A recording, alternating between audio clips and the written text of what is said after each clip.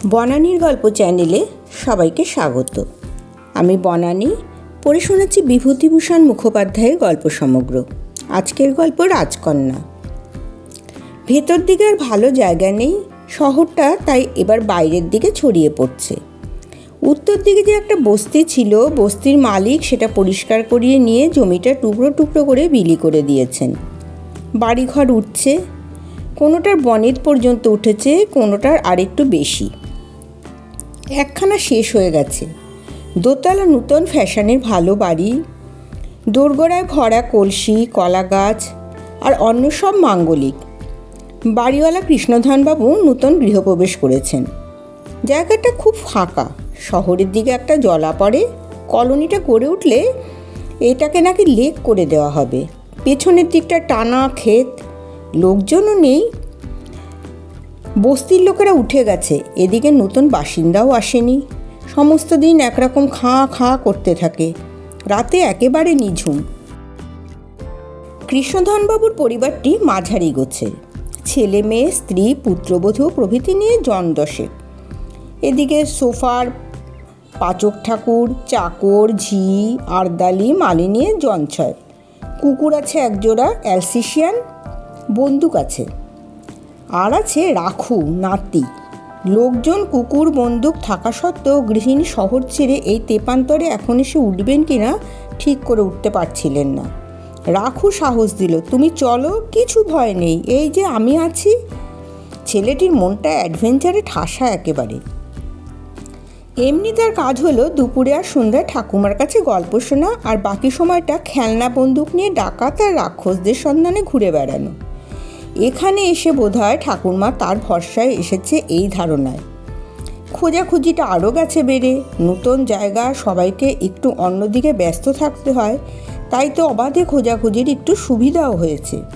জায়গাটাও এমন যে দৈত্য ডাকাত এদের প্রাচুর্য কল্পনা করে নিতে মোটেই বাধে না। লোকজন নেই, তার কারণ এরা সব এখানে ওখানে যে লুকিয়ে আছে। ওই নতুন বাড়িটার এলোমেলো দেয়ালের পেছনে, দূরের ওই তেঁতুল গাছটার ঝাঁকড়া মাথার মধ্যে, আরও দূরে ওই যে চিকচিক করছে জল, ওর মধ্যে। জলটাই সবচেয়ে বেশি করে রাখুর মনকে দেয় নাড়া, ওর কল্পনাকে তোরে জাগিয়ে। ঠাকুরমার কাছে শোনা গল্পটা ওইখানটা এসে যেন সত্য হয়ে ওঠে। ওইখানে জলের মধ্যে দিয়ে অনেক নিচে ডুবে গেলে গিয়ে দেখা যাবে প্রকাণ্ড বাড়ি। তার চারিদিকে দৈত্যরা দিচ্ছে পাহারা। তাদের চোখ এড়িয়ে সেই একটা ঘরে পৌঁছে গেলে দেখা যাবে রাজকন্যা সোনার পালঙ্কে শুয়ে ঘুমোচ্ছে। তার মাথার কাছে সেই সোনার কাঠি, রূপোর কাঠি। এই গল্পটাই বেশি করে আজকাল শোনে ঠাকুরমার কাছে রাখু। মনে হয় কোথা থেকে ঘুরে ঘুরে কি করে ঠিক সেই জায়গাটায় এসে গেছে। এইবার একদিন নেমে গেলেই হলো। তারপরে কি করে কোথা দিয়ে যেন কী সব হয়ে যাবে, দেখবে সে একেবারে দৈত্যে ঘেরা পুরীর মধ্যে রয়েছে দাঁড়িয়ে। ঠাকুমার গল্প উঠবেই একদিন সত্যি হয়ে। এবার ওই জলের অতলে কিংবা ঠিক উল্টো দিকে ওই ঝাঁকড়া মাথা প্রকাণ্ড তেঁতুল গাছের তলায় দিনের বেলাও সেখানে দৈত্যরা অন্ধকারে ছায়ামূর্তি ধরে থাকে লুকিয়ে। সন্ধ্যা নামার সঙ্গে সঙ্গে সেখানে আরও দৈত্যরা ছায়ারূপ ধরে এসে জড়ো হয়। একদিন বিকেলে হঠাৎ বাড়িতে শোরগোল পড়ে গেল। রাখুকে পাওয়া যাচ্ছে না। ওর ঘুরে বেড়ানো একটা রোগ আছে জানে সবাই। আগেকার বাড়িতে অদৃশ্য হয়ে যেত মাঝে মাঝে, কিন্তু সে অল্প পরিসর জায়গা, একটু খোঁজাখুঁজি করার পর সন্ধান মিলে যেত। চিলের ছাতের সিঁড়িতে কিংবা অন্য কোনো নিরিবিলি জায়গায় চুপটি করে বসে আছে, বন্দুকটা হাতে কিংবা হয়তো পাশে রাখা, দৃষ্টি কোন সুদূরে। ক্রমে গা সওয়াও হয়ে গিয়েছিল, কেউ আর খুঁজতো না। খুঁজলেও জায়গাগুলো চেনা থাকার উৎকণ্ঠিত ভাবটা কেটে গিয়েছিল একেবারে। এখানে এই নির্জন পল্লীতে এসে ওর ওই যাযাবর বৃত্তিটা যে কত বিপজ্জনক সবাই এই যেন প্রথম উপলব্ধি করলো। বেশ একটু হৈ হৈ পড়ে গেল। রাখুকে পাওয়া গেল ঝিলের ধারে একটা বাবলা গাছের চারিদিকে কিছু আগাছার ঝোপঝাড় হয়ে একটা আড়াল সৃষ্টি করেছে। তার ওদিকে ঝিলের সামনাসামনি হয়ে বসে আছে বাবু। একচোট খুব বকাবকি হলো। বাবা কাকাদের হাতের চাপড়টা আষ্টা গোটা কত। কড়া পাহারার মধ্যে অ্যাডভেঞ্চার কটা দিন পঙ্গু হয়ে রইল। তারপর আবার একদিন সবার দুশ্চিন্তাটা চতুর্গুণ হয়ে এলো ফিরে। এবার ঝিলে জাল পর্যন্ত টানতে হলো। রাখু অদৃশ্য হয়েছে আবার।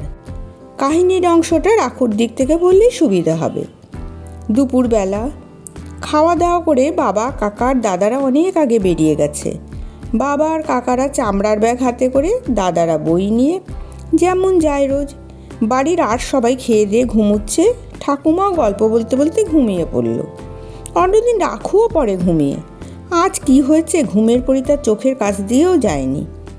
ঘরের মধ্যে বিলেতি খেলার সরঞ্জাম খানিকটা নাড়াচাড়া করলো নিয়ে, তারপর জানালার ধারটিতে গিয়ে বসল। দোতলার ঘর নিচে অনেক দূর পর্যন্ত যায় দেখা।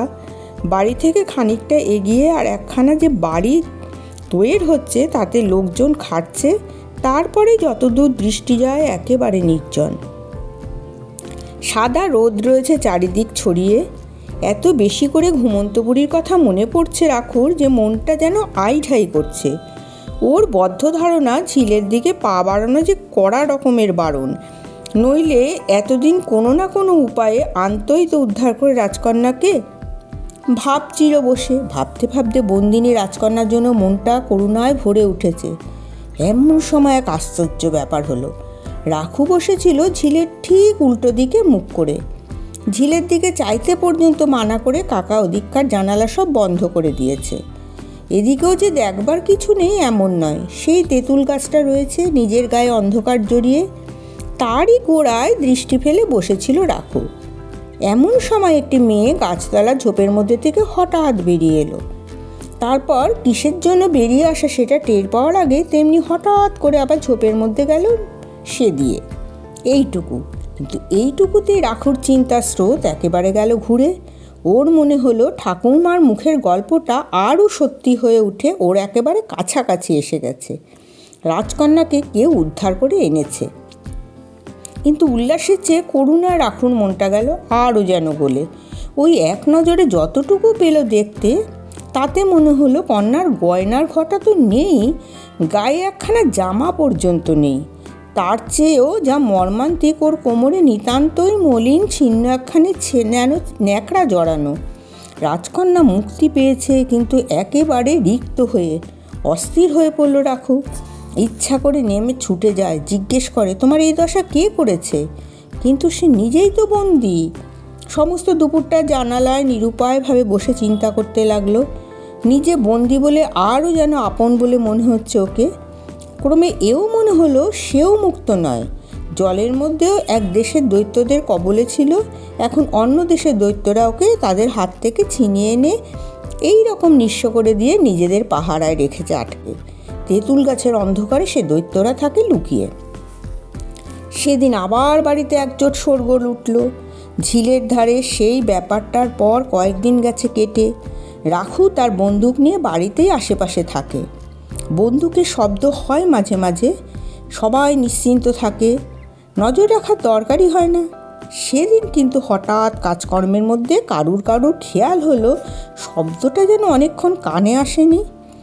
খোঁজ পড়ে যেতে দেখা গেল কাছে পিঠে কোথাও নেই রাখু। সেদিন তো কি হয়েছিল তার চতুর্গুণ হইচই পড়ে গেল বাড়িতে।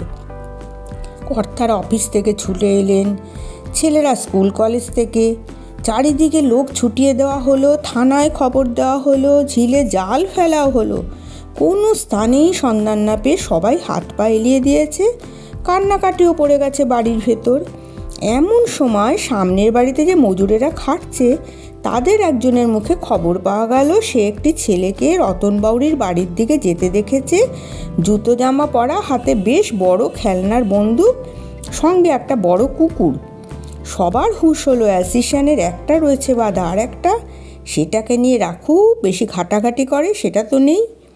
কিন্তু রতন বাউরিকে, তার বাড়িই বা কোথায়? ওর কাছেই খোঁজ পাওয়া গেল বুড়ি রতন বাউরি দিনমজুরি করে খায়। একেবারে শেষের দিকে যে বাড়িটা উঠছে আজকাল, সেই বাড়িটাতে খাটছে সংসারে নিজের বলতে ছোট্ট একটি নাতনি। রতনের বাড়ি ওই তেঁতুল গাছের নিচে। একদল ছুটল সেই দিকে, হতে করতে এদিকে রোদও প্রায় মিলিয়ে এসেছে আকাশে। রতন বাউরির বাড়ি বলতে তেঁতুল গাছের ওপাশটায় ঝোপঝাড়ের মাঝে একটু জায়গা পরিষ্কার করে একখানি কুঁড়ে ঘর, কঞ্চি আর খড়ের ওপর মাটি লেপা দেওয়াল, চালে আছে কিছু খড়, কিছু তালপাতা আর একখানি ছেঁড়া মাদুর। নিচে এক টুকরো ছেঁড়া মাদুরে রতন বাউরির নাতনি ঘুমোচ্ছে। ফুটফুটে না হোক, ধুলো ময়লার নিচে রঙটা একটু কটাই, মাথার চুলটা রুক্ষ, আর সেই জন্যই তামাটে। কোমরে যে ছেঁড়া ন্যাকড়াটুকু রয়েছে সেটা না থাকলেও ক্ষতি ছিল না। রতন বুড়ি এখনও মজুরি খাচ্ছে নিশ্চয়ই। 5 রকম ডালপালা দিয়ে ঘেরা ছোট্ট উঠোনটুকুর মাঝখানে প্রকাণ্ড অ্যালসেশিয়ানটা থাবা পেতে বসে আছে। ও জাতির কুকুর একজন লোককেই চেনে, একটা হুকুমই মানে। এরা গিয়ে পড়তে একেবারে ঘুরে দেখে নিয়ে ল্যাজটা একটু নেড়ে আবার থাবায় মুখ চেপে বসলো। রাখুও পাশে দাঁড়িয়ে, হাতে বন্দুকটা রীতিমতো ট্রিগার টেনে ধরা, গম্ভীরভাবে একেবারে তফাৎ হয়ে সামনে ছিল চেয়ে। এরা গিয়ে পড়তে একবার হাত উঁচিয়ে ফিসফিস করে বলল, চুপ, এখন ঘুমুচ্ছে। সবাই অবাক হয়ে রইল দাঁড়িয়ে। রাজকন্যা ঘুমুচ্ছে, কঞ্চি খড়ের ছ্যাদা দিয়ে পড়ন্ত রোদের একটা রেখা সে দিয়ে গায়ের ওপর আস্তে আস্তে যাচ্ছে মিলিয়ে।